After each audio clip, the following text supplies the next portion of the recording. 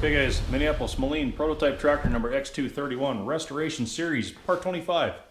Let's get into it.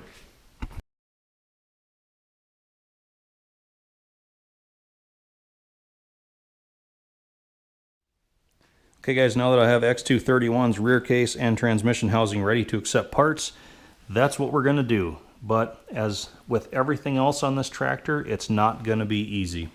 We'll come over here to the bench and I want to show you these three key pieces of the puzzle. Now the next several installments in this series are going to center around these three parts, the damage that was done to them, and the resulting direction I'm going to have to take the restoration in.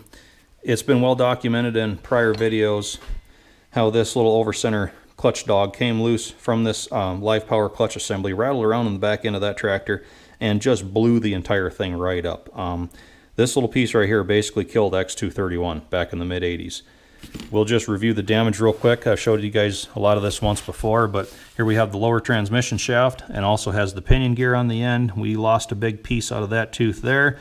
And from being parked for decades, we have a lot of rust pitting on a couple of other teeth here too.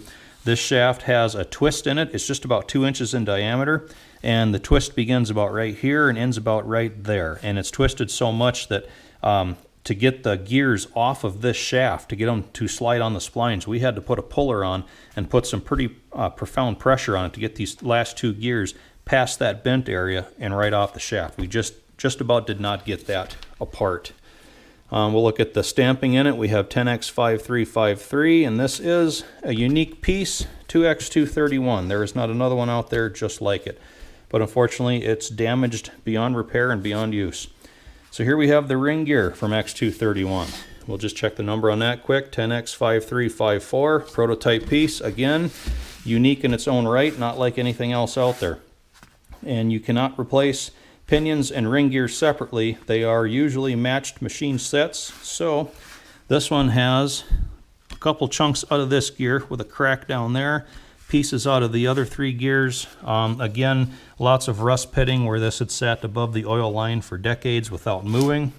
So we have another piece that is damaged beyond repair and cannot be used. So now here's where it really gets interesting. This is the carrier, differential carrier housing for X231. The ring gear bolts on it on this machine flat right here. And your cross shaft and bull pinions and differential spider gears, everything mounts in or around this that runs X231's back end. So we'll check the casting number on this, but first I have to get some of the loose pieces out of the way. That piece, boom, broke off. This piece, other half of the hub, broke away during that driveline bind. This is what really blows my mind. This whole front piece heaved right out. Imagine what it took to break that. And let's not forget the inner hub, another piece completely gone. Flip this over here, and here we have the 10X. It looks like a 1611. A little bit of that has been milled away, but I'm sure that was a 1611. Again, another piece that is unique in its own right to X231, not quite like anything else out there. And this is where I'm going to have to take this restoration in a little bit different direction.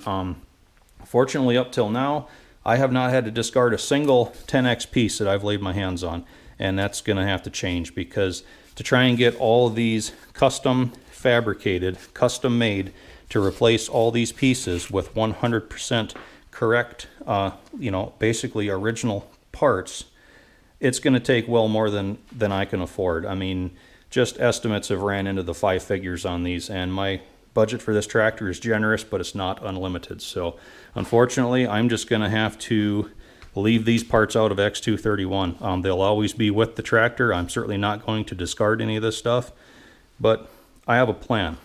Let me show you what it is.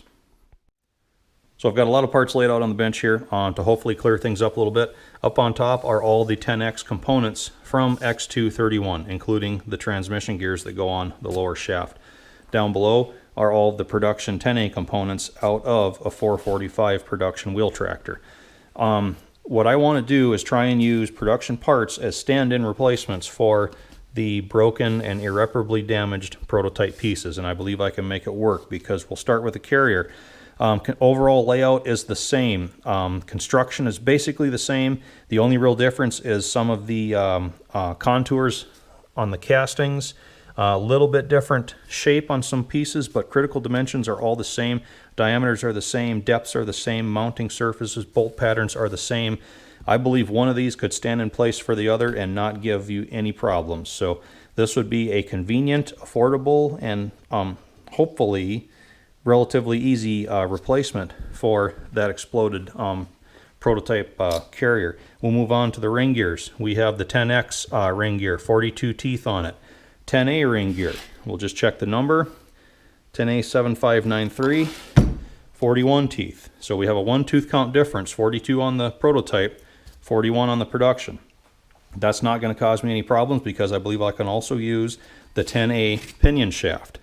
Looks like we got a 10A 7592 on that one. Again, similar to the 10X shaft, but the prototype shaft pinion gear had 8 teeth. Production pinion gear only has 7. So we have a 1 tooth count difference on both the pinions and the ring gears. I've done the calculations and gearing is actually pretty similar. The prototype had a 5.25 to 1 gear ratio. So 5.25 revolutions of the pinion gave you 1 revolution of the ring gear. Production with the 1 tooth count difference actually gears you down a little bit lower. This is about a 5.85 to 1 gear ratio. So 0.6 of a revolution difference on the pinion on the production to give you 1 revolution on the ring gear. So ring and pinion gear sets are going to be negligible. If I can use these 445 production parts as stand-ins, I don't believe you're really even going to be able to tell the difference. They're that close.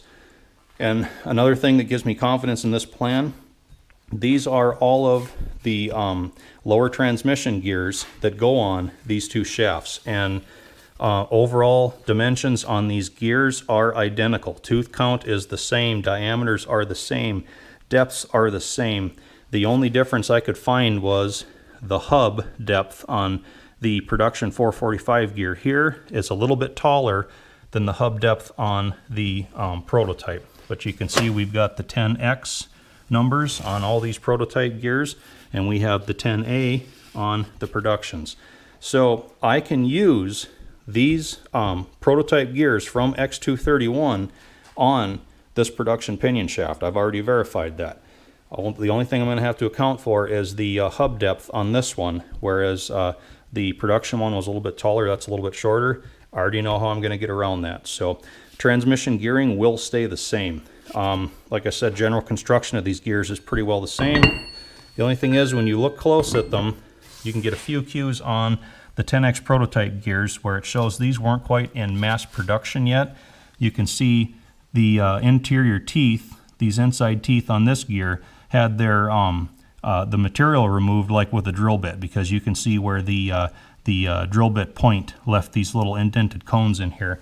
Whereas the production gear, it was all just flat milled out. So you can tell production gears were streamlined a little bit for their construction, whereas the prototype gears here were kind of more one-offs, but other than that, there's really no difference. So that's my plan. I'm really hoping I can make all these production pieces work and, you know, replace my horribly damaged ones, hopefully cheaply. Guys, I'm sorry we didn't actually get anything assembled in this video, but I wanted to take some time to get everybody up to speed on what my plan is and how I want to move forward with this. And I really think that substituting the production parts into that rear end and transmission is the best way to go, and at least from where I stand, it's really kind of my only option. It kills me that I can't use all the prototype parts that are original to X231, but I can keep most of the transmission intact, and like I said, that ring gear and pinion is going to be just slightly lower geared than what the originals were to X231, so I really believe that it's going to work, and it's going to be a viable alternative to those horribly broken parts. So, and don't even get me started on all the bull gears yet, because they pretty much suffered the same fate, and I'm probably going to have to do the same thing with those. So I'm just giving you guys a warning right now. But as soon as I turn the camera off here, I'm going to clear that bench, and we're going to start working on the next installment, start putting some production pieces into prototype castings and seeing what other kind of problems pop up that I'm really not aware of yet. And I'll give you a hint. I think I've already seen one, but I'm pretty sure I can fix it. So guys, thanks for watching. Like, subscribe, and part 26 coming soon. Be on the lookout for it. Catch you later.